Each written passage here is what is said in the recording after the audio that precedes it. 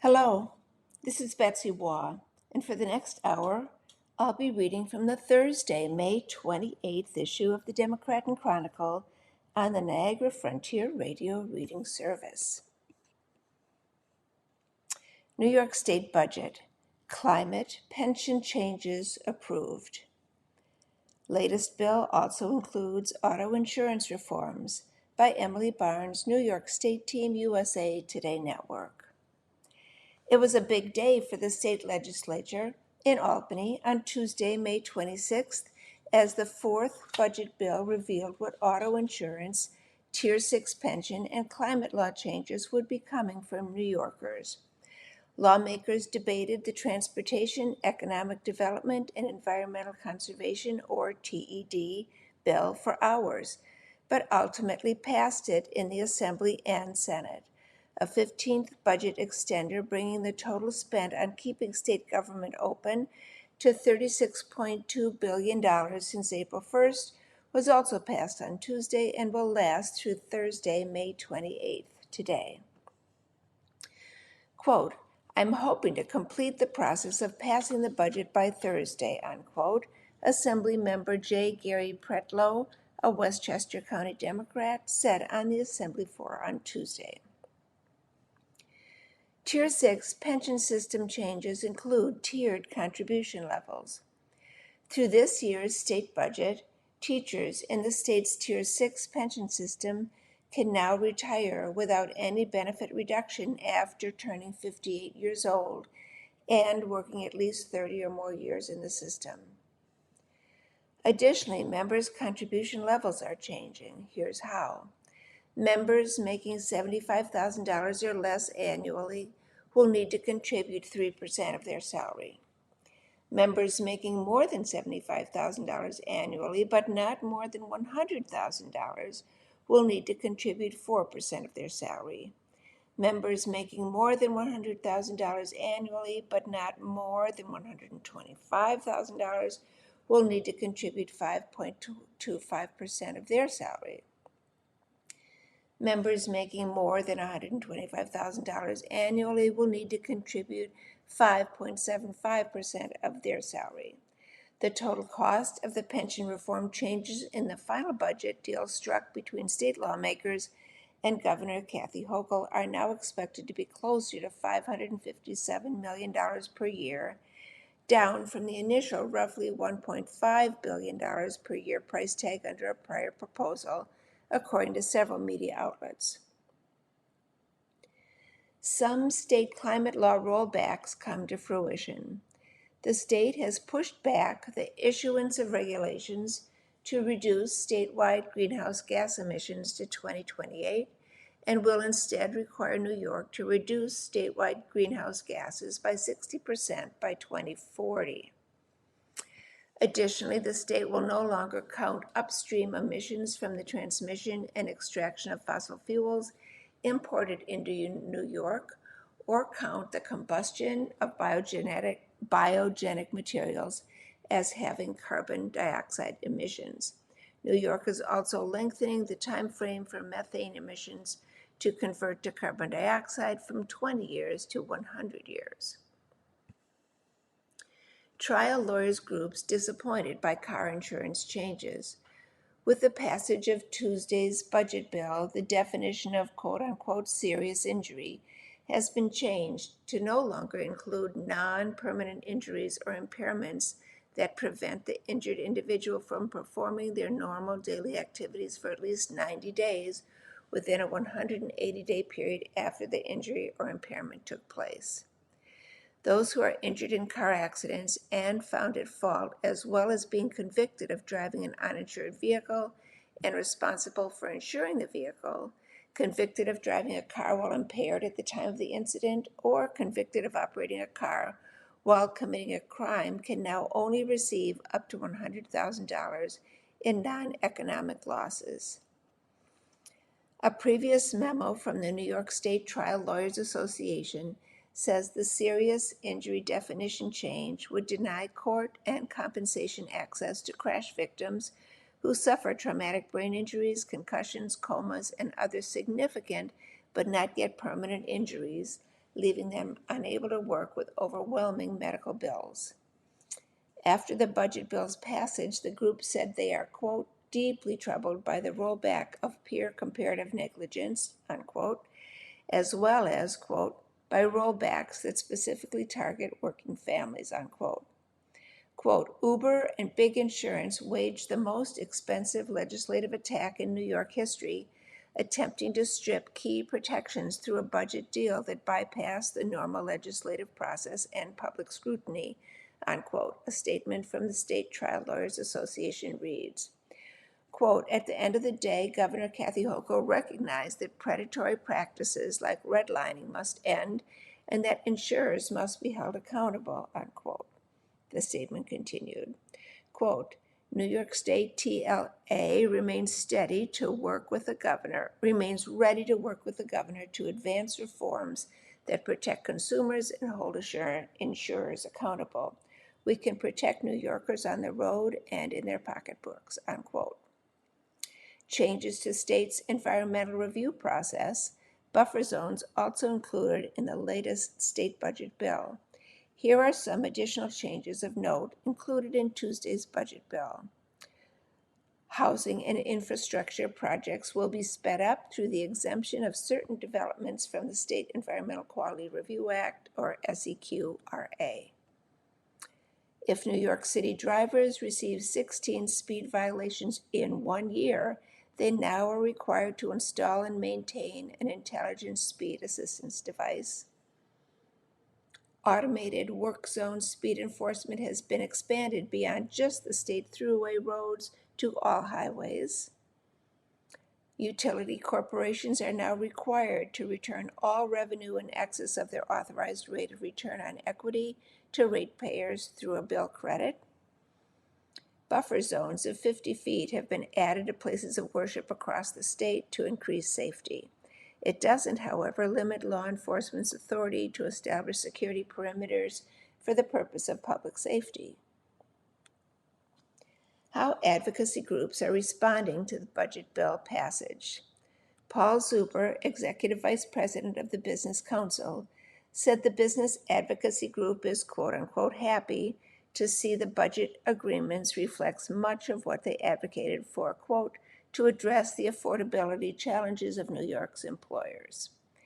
We commend Governor Hochul and the state legislature for listening to the concerns of the business community by holding the line on corporate taxes, amending the provisions within the CLCPA that were causing significant compliance burdens, advancing long overdue SEQRA reforms, and addressing important auto insurance reforms, unquote, Zuber added. And the Lawsuit Reform Alliance of New York applauded the auto insurance reforms included in Tuesday's passed budget bill, but said, quote, more work remains to fix the Empire State's broken civil justice system and combat the trial lawyers' costly agenda.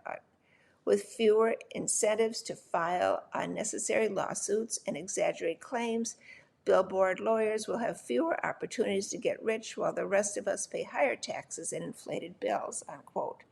Tom Stebbins, the group's executive director, said in a statement, quote, the shady lawyers, funders, and other unscrupulous actors involved in staged accident rings can finally be brought to justice, not just the drivers who are often victims themselves, unquote, Stebbins added. The reporter, Emily Barnes, covers state government for the USA Today Network, New York, with a focus on how policy and laws impact New Yorkers' taxes, communities, and jobs. Follow her on Instagram or X at by Emily Barnes. Get in touch at ebarnes@usatodayco.com.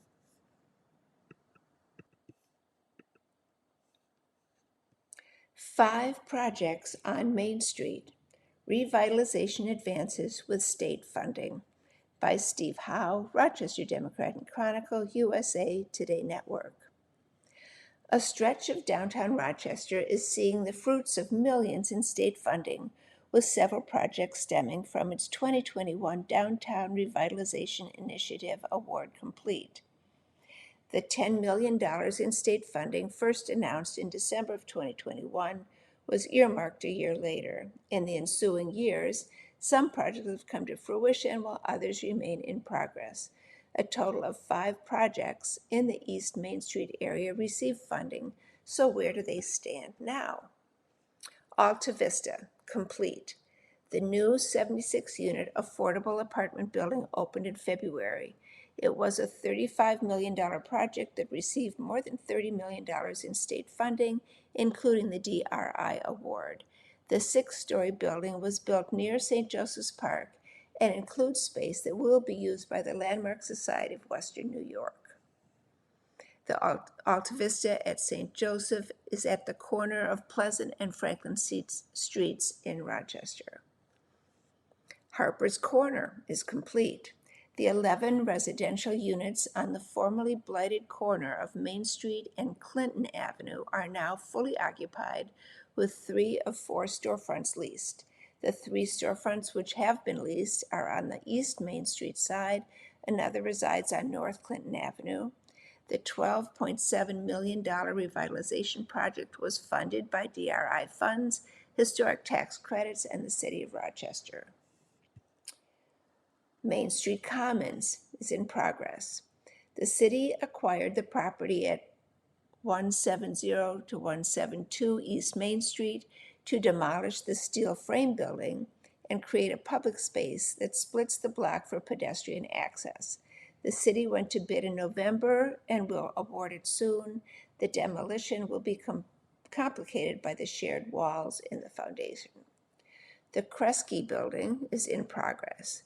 The plans for this building, originally envisioned as a boutique hotel with ground floor restaurant space and a rooftop event space, are still in flux due to change in demand. Instead, it could be residential with ground floor commercial. The project is under the auspices of Dutton Properties and is the temporary home of Green Spark Solar. The Edwards building is in progress. The redevelopment of the St. Paul Street building would create 114 apartment units, also handled by Dutton Properties.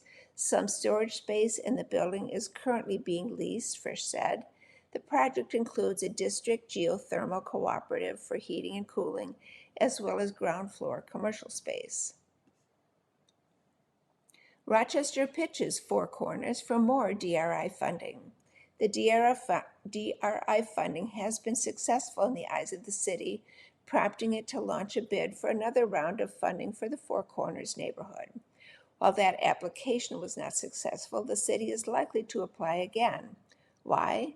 Because it absolutely worked on East Main Street, Frisch said. Quote, "It shines a light on areas that with some targeted attention and investment can really evolve and revitalize," unquote, Frisch said. While other pockets of downtown were seeing growth and redevelopment, the stretch of East Main Street and Harper's Corner in particular was holding back further investment taking shape, Frisch said.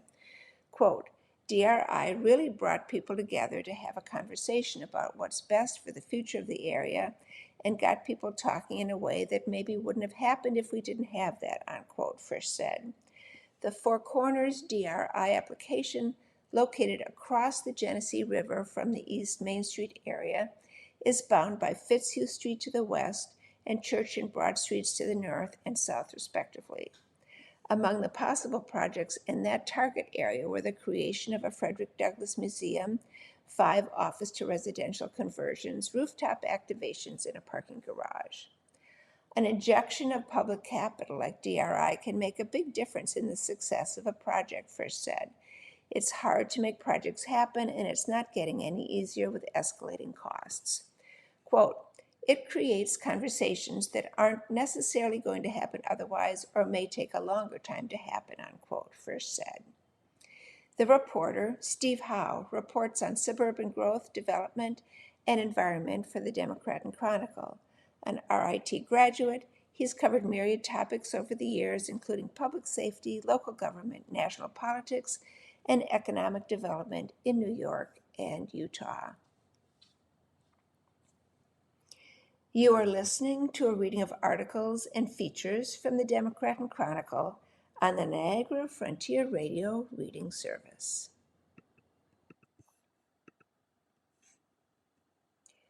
Canandaigua reveals $10 million downtown plan, by Mike Murphy, Rochester Democrat and Chronicle, USA Today Network. You may have remembered that the city of Canandaigua was awarded $10 million as part of New York State's Downtown Revitalization Initiative, or DRI, a year ago. This state initiative is meant to help provide funding and a jumpstart for main streets and downtowns, just like, well, Canandaigua's downtown and its main street. A local planning committee considered and narrowed a list of development projects, 10 of which Governor Kathy Hochul announced a week ago and called them, quote-unquote, transformational. Canandaigua Mayor Thomas Lyon, Lyon, said the state resources will accelerate key projects that enhance Canandaigua's civic spaces and foster economic growth.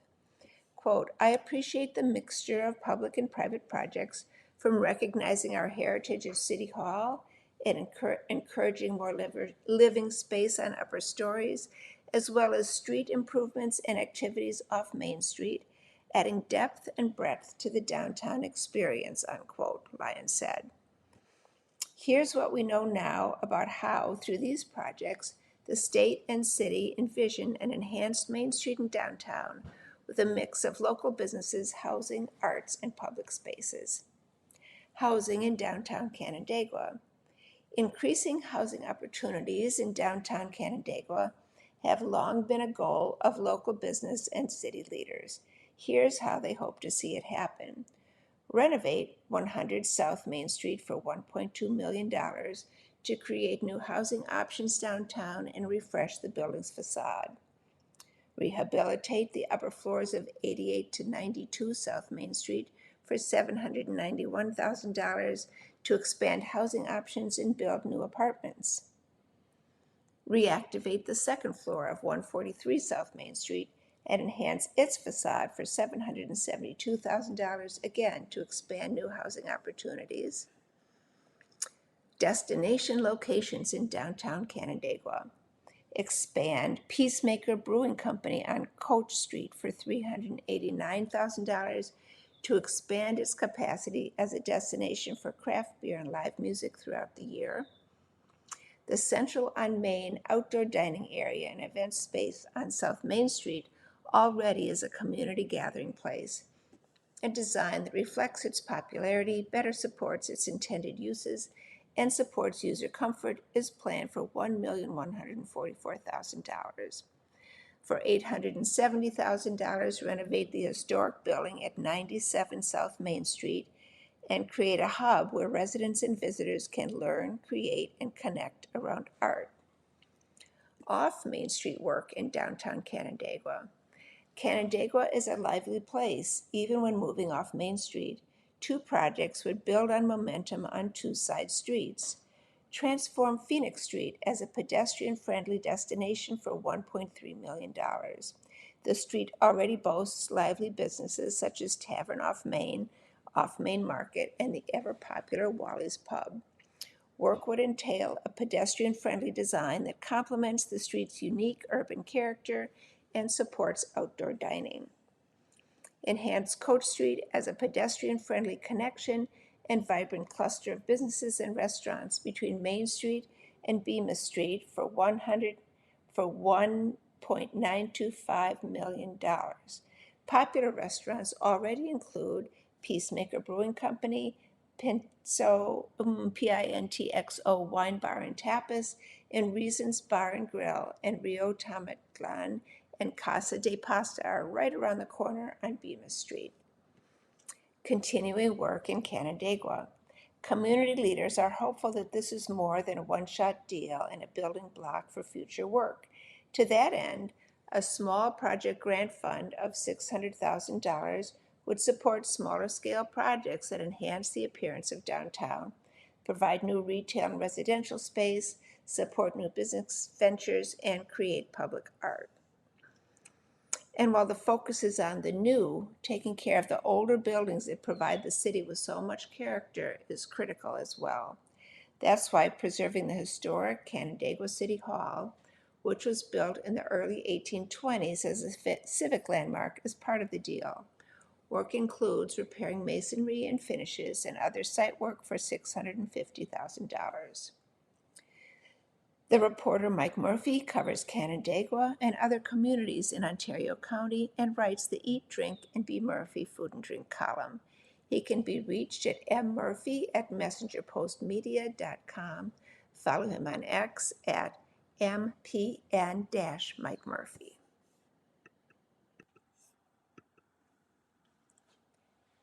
Syracuse gets big share of federal grants to New York airports by Victoria E. Friel, New York Connect Team USA Today Network. 9 airports across New York will receive more than $20 million in federal infrastructure grants, with the largest share of funding going to Syracuse Hancock International Airport. U.S. Senators Kirsten Gillibrand and Chuck Schumer announced the funding ahead of the holiday weekend. The Airport Infrastructure Grants Program was created through the Bipartisan Infrastructure Law and is administered by the Federal Aviation Administration. According to Gillibrand, the program helps airports modernize facilities through projects aimed at improving safety, sustainability, and the passenger experience. In total, New York airports will receive $20,687,512 in federal funding. Quote, these investments will modernize outdated airport infrastructure in communities statewide, unquote, Gillibrand said in a news release. Quote, I will keep fighting to ensure our airports have the resources they need to serve New Yorkers safely, unquote.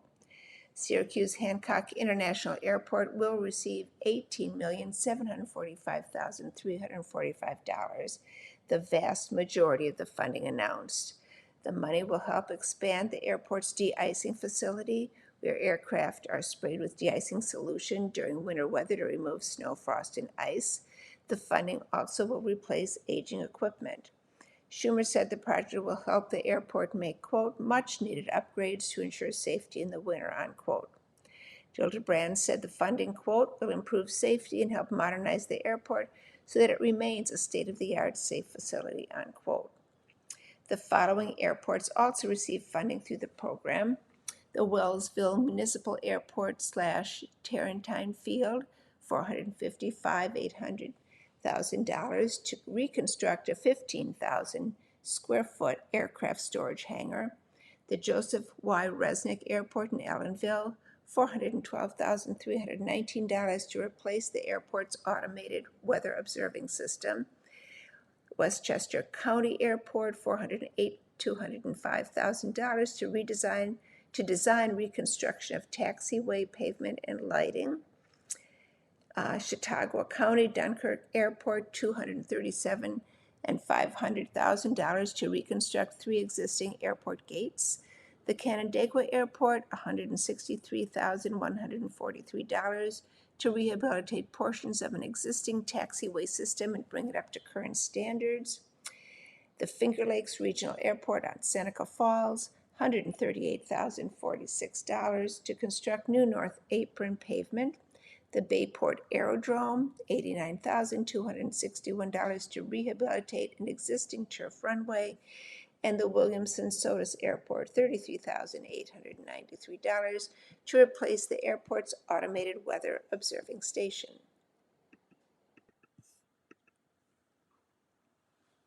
Rochester City employee charged in teens rape by Victoria E. Friel, New York Connect Team USA Today Network.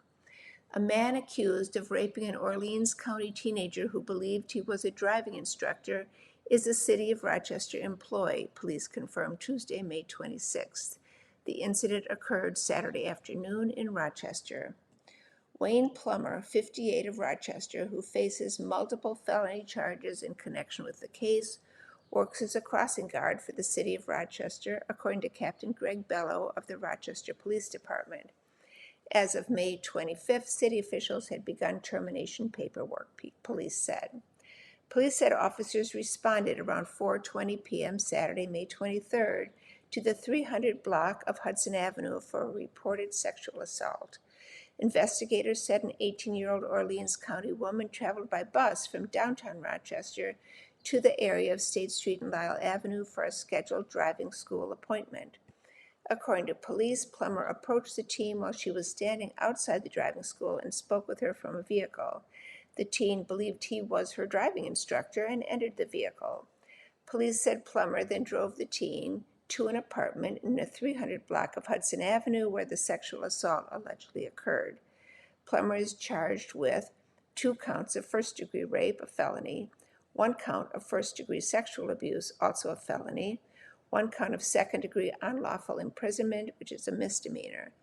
He was arraigned over the weekend and remanded to the Monroe County Jail on $5,000 cash bail or bond. Rochester police said the investigation is ongoing. Woman killed in head-on crash near the Main Street Armory by Victoria E. Friel, New York Connect Team USA Today Network. A woman in her 40s died in a head-on crash near the Main Street Armory in Rochester over the holiday weekend. An eastbound car struck a westbound sport utility vehicle head-on East Main Street near Prince Street around 2:30 a.m. on Sunday, May 24th, according to Rochester Police Captain Greg Bellow. It was initially reported that people were trapped in the 2 heavily damaged vehicles. Injuries and fatalities. Both drivers were alone in their respective vehicles and were unresponsive after the crash, Bellow said. Both drivers were removed from their vehicles and were taken to Strong Memorial Hospital for medical treatment. The SUV driver, a woman in her 40s whose name was not released, died from her injuries at the hospital, Bellow said. The second driver, a woman in her 30s, suffered serious injuries that were not considered life-threatening, Bellow said. That driver's identity was also not revealed by police. Officers from RPD's Criminal Investigation Unit are investigating the circumstances of the fatal crash. Anyone with information about the collision is asked to call 911. Grandma's Attic Rummage Sale coming soon in North Chili by Bill Wolcott, Rochester Democrat Chronicle USA Today Network. Got a bunch of gently used items sitting around after your spring cleaning? Consider giving them a new life at Grandma's Attic at St. Christopher Roman Catholic Church in North Chili. You can drop off donations at the church, 3350 Union Street, from 6 to 8 p.m. through June 4th. The annual Grandma's Attic Rummage Sale runs from 9 a.m. to 5 p.m. June 5th and 6th. All proceeds go back to the 55-year-old church that was designed by renowned Rochester architect James Johnson, the same mind behind the iconic Mushroom House in Perrington, the Liberty Pole downtown, and some of the most beautiful churches and synagogues in the Rochester area. Vintage Book Sale in Webster offers unusual opportunities. Rochester Democrat and Chronicle, USA Today Network. The Webster Public Library will hold a vintage book sale from 10 a.m. to 1 p.m. on Saturday, May 30th. The sale, which will be in the library's community room, will feature more than 200 fiction and nonfiction books published between the 19th century and the early 21st century, and almost all in good or better condition. They include some first editions, early printing, and books that appear to have been signed by the author. Many include dust jackets. Prices start at $8 and are firm. Proceeds support the library, which is at 980 Ridge Road. You are listening to a reading of articles and features from the Democrat and Chronicle on the Niagara Frontier Radio Reading Service. Obituaries. Marilyn L. Bayer, B-A-I-R, aged 87, in Victor, New York, passed on May 13th. Arrangements are at the Jarmuz, J-A-R-M-U-S-C, Cotton Funeral Home. Service time is May 30th at 11 a.m. at St. John's Lutheran Church. Gerald Hughes D. Sr., aged 96, in Rochester, New York, passed May 22nd. Arrangements are through the Paul W. Harris Funeral Home. Service time is June 1st at 10 a.m. at St. Jerome's Church, and interment is at the Holy Sepulchre Cemetery. Antonio DeMarco, aged 88, in Irondequoit, New York, passed on May 22nd.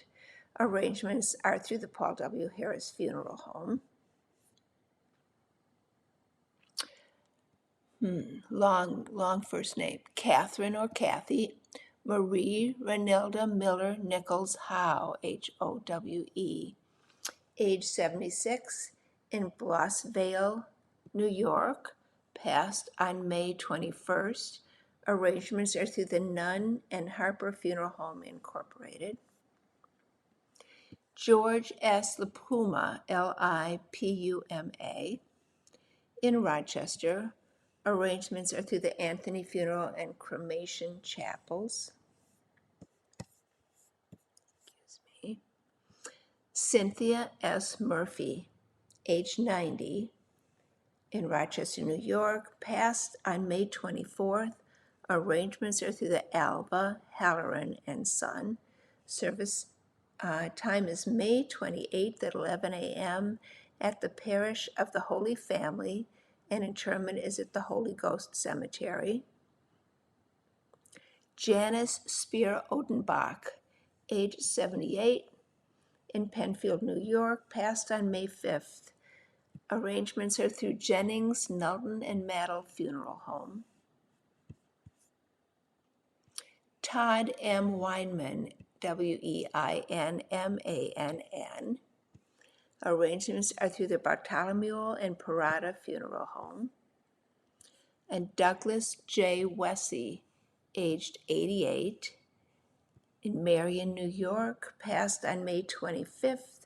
Arrangements are through the Norman L. Waterman Funeral Home.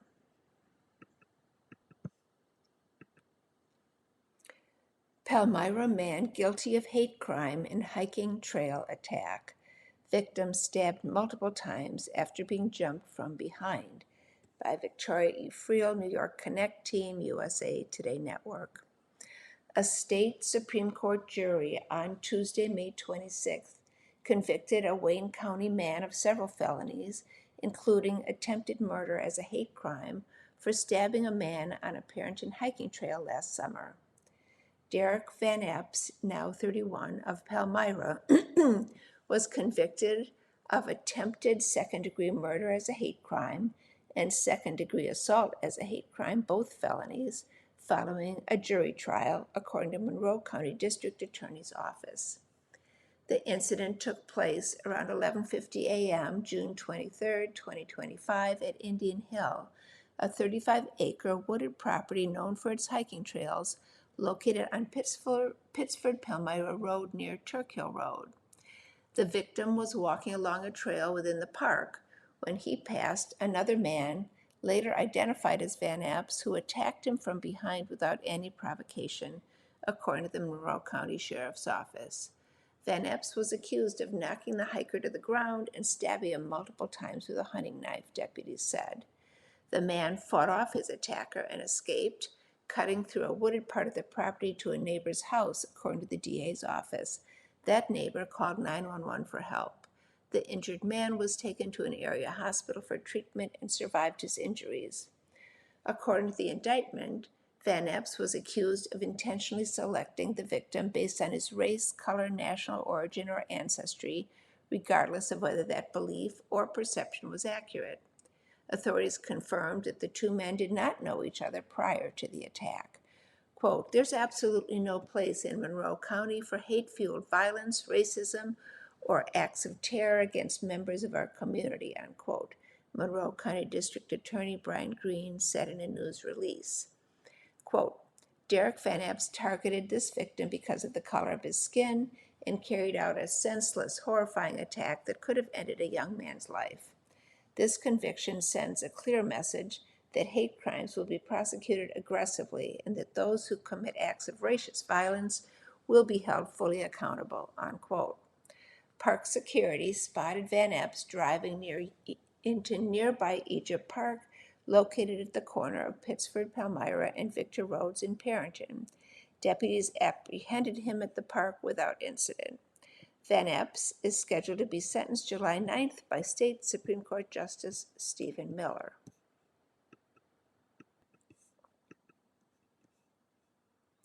Man shot to death in Perrington. Victoria E. Friel, New York Connect, Team USA Today Network. The Monroe County Sheriff's Office is investigating a homicide on Pittsford Palmyra Road in the town of Perrington. Deputies were called to 7323 Pittsford Palmyra Road around 1:45 a.m. Wednesday, May 27th, for the report of a deceased man, Sheriff spokesman Deputy Brendan Hurley said. Emergency responders arrived and found a man dead at the scene with at least one gunshot wound, Hurley said during a Wednesday morning news conference. According to the sheriff's office, major crimes investigators are actively gathering information related to the fatal shooting. Crime scene technicians are collecting and processing evidence, Hurley said. The Monroe County Medical Examiner's Office also responded to the scene. No ongoing threat to community, officials say.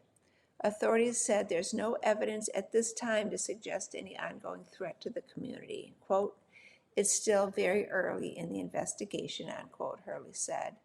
No additional information was immediately released. The apartment is located within a mixed-use building on Pittsford Palmyra Road near Thayer Road in Perrington, about a mile east of Churchill Road. The investigation remains ongoing. Anyone with information about the killing is asked to call 911. Last call for annual Flower City Days event at the Rochester Public Market by Justice Marbury, Rochester Democrat Chronicle, USA Today Network. As the weather gets warmer, it finally feels like springtime is in full swing and it might be time to spruce up your garden. You can do just that at the Rochester Public Market during Flower City Days. The last date is from 8 a.m. to 2 p.m., May 31st, that's this Sunday, 280 North Union Street. Gardeners from the greater Rochester area attend the market, conducting horticultural sales of annual and perennial flowers, hanging baskets, succulents, fruit and vegetable plants, gardening accessories, and more.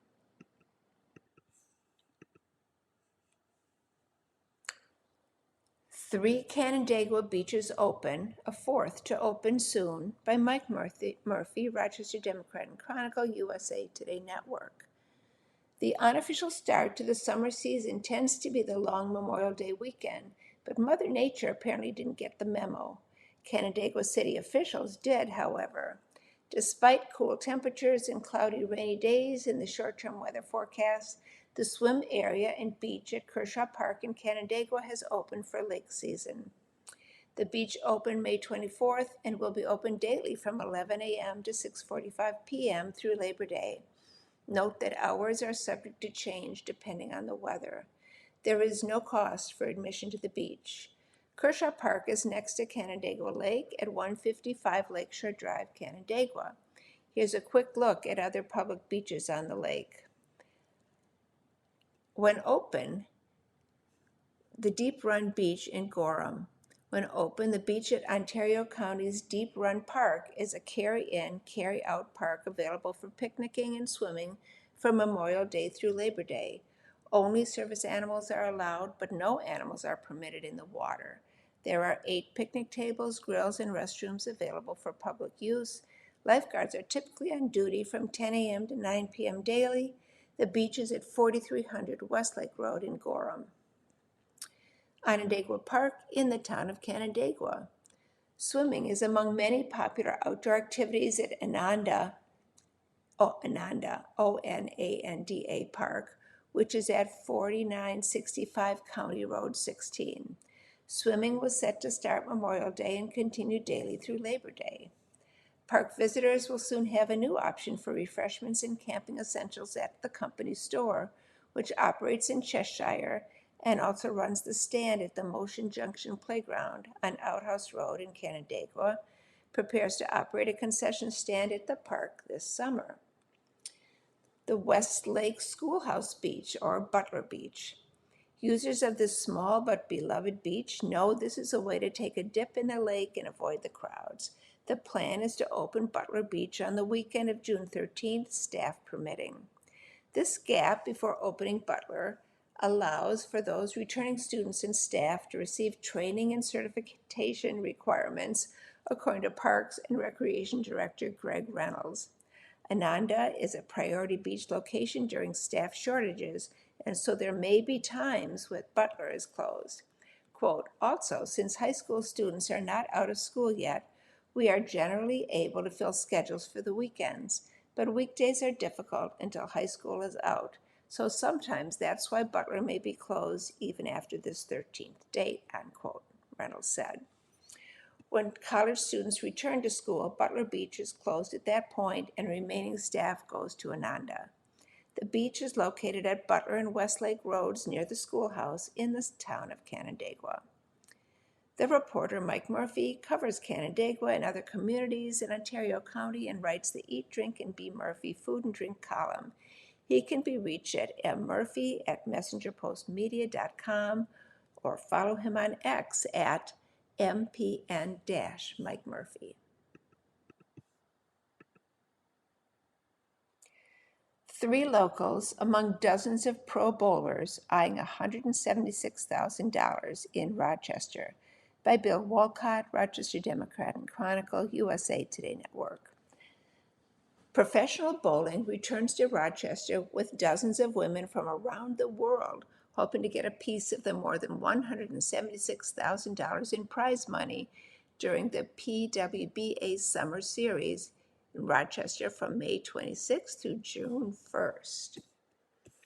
ABC Gates Bowl, 645 Spencerport Road, Gates, hosts the Professional Women's Bowling Association Tour with 3 tournaments of up to 91 bowlers. Among the entrants are Sarah Gherkin and Heather Sterner of Rochester and Natalie Kent of Newark. The PWBA Rochester Open, May 27th and 28th. Since today is May 28th, I'll just say round of 16 begins at 10 a.m. today, May 28th, followed by the round at 8 at 2 p.m. The semifinals and finals begin at 6:30 p.m. The Bowl TV Open, May 29th and 30th.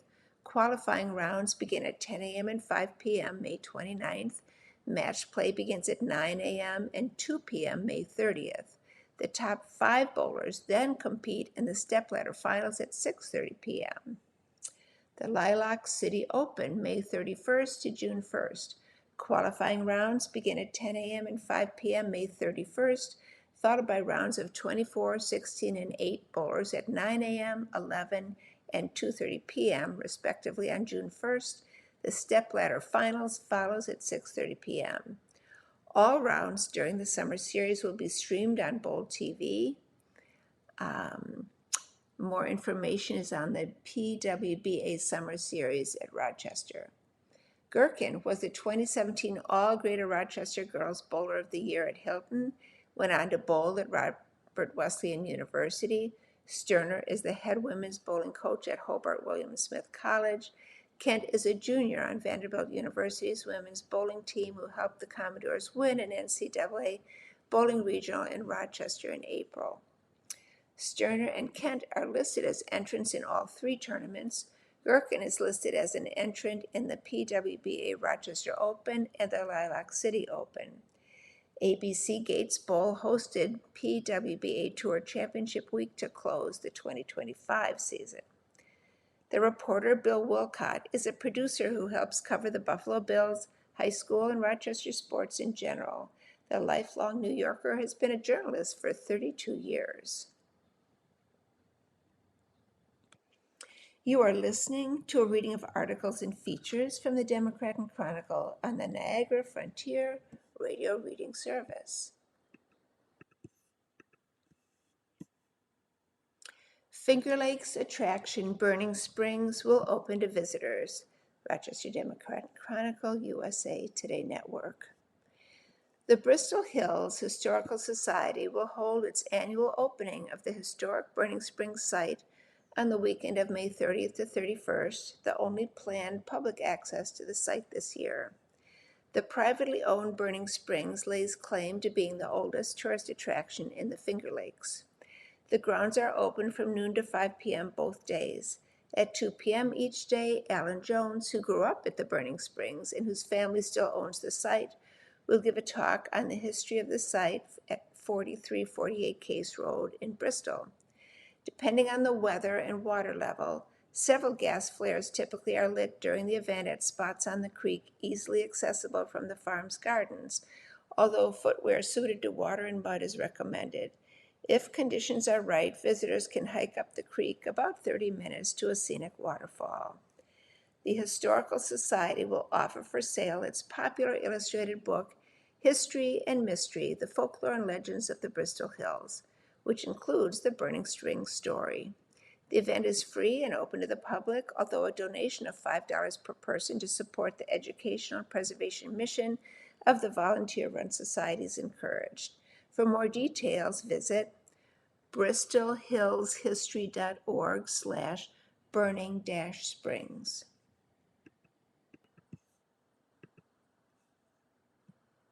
Men's lacrosse. RIT falls to number 1 Tufts in Division III lacrosse title contest by Justin Ritzel, Rochester Democrat Chronicle, USA Today Network. RIT's pursuit of a third men's lacrosse national title came to an end this weekend as the Tigers fell to top-ranked Tufts University 17-11 in the Division III championship. Number 1 Tufts seized control in the second quarter, outscoring the Tigers 7-3 during that frame. The teams were separated by 1 goal in the second half, as RIT was unable to mount a comeback. Sunday's game marked RIT's 6th national final appearance and 4th in 6 years. The Tigers won back-to-back championships in 2021 and 2022. RIT's finalist team includes several Section 5 alumni: Liam Wheeler from Victor, Anthony DeRosa from Webster Schroeder, Jackson McInerney from Livonia, Quinn Kilborn from Honey Falls, Lima, and Oliver Grisdale from Irondequoit. Greater Rochester Lacrosse Hall of Famer Sean Wilkins is a member of RIT's coaching staff. Wilkins, in his 17th year as a coach of the program, played lacrosse and ice hockey at the school from 1998 to 2001. He also played professionally for the Rochester Rattlers, a Major League Lacrosse, and Rochester Nighthawks, National Lacrosse League.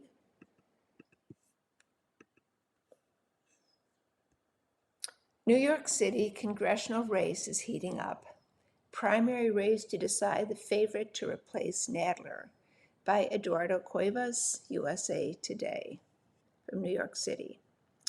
New York's 12th congressional district primary race centers on debates in current Democratic politics, Israel, AI, and how to resist the Trump administration.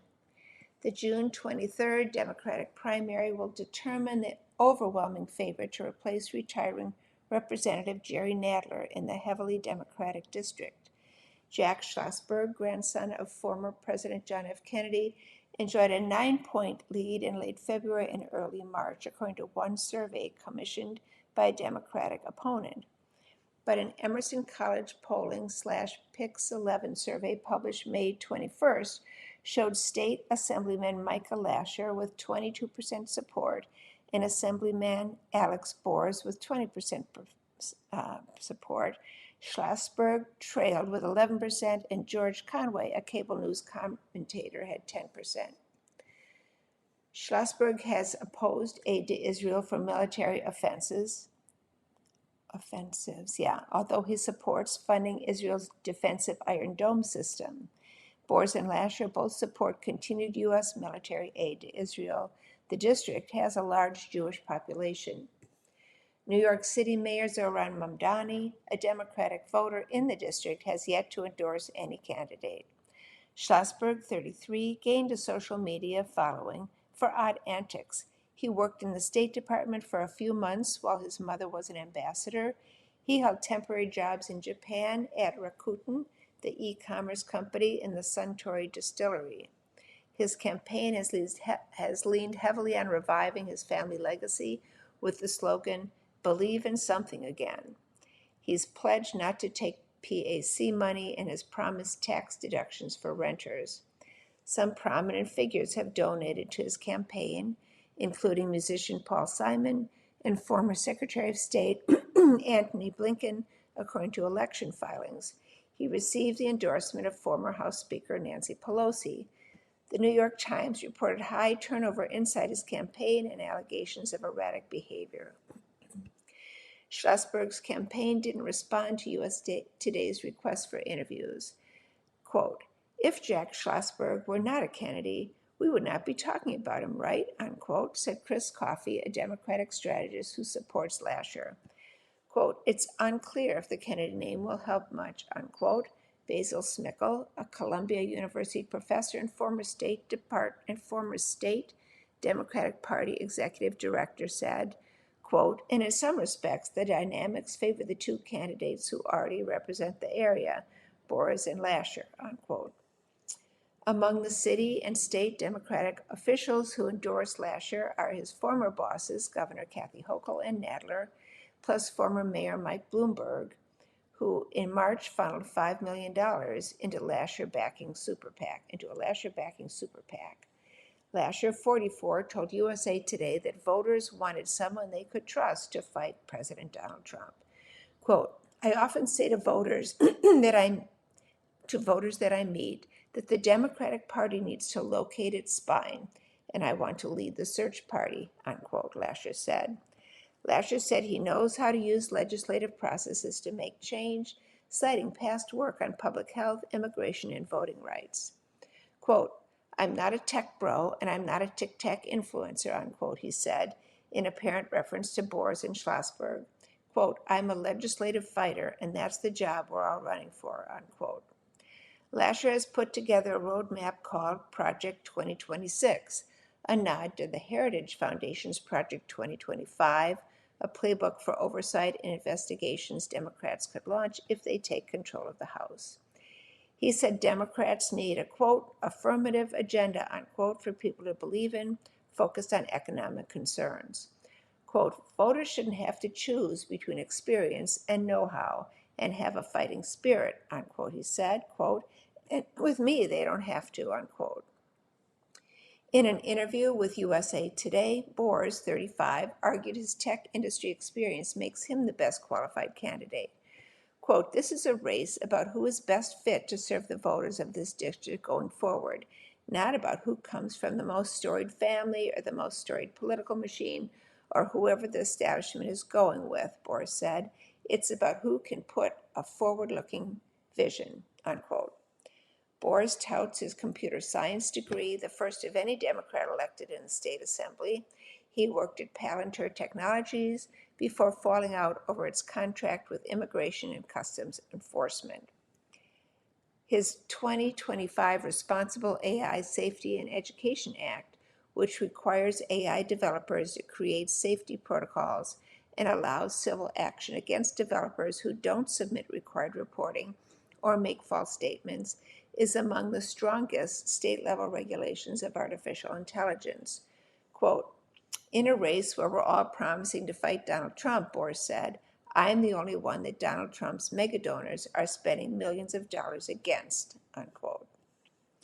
Our Revolution, founded by Senator Bernie Sanders, independent from Vermont, endorsed Boris.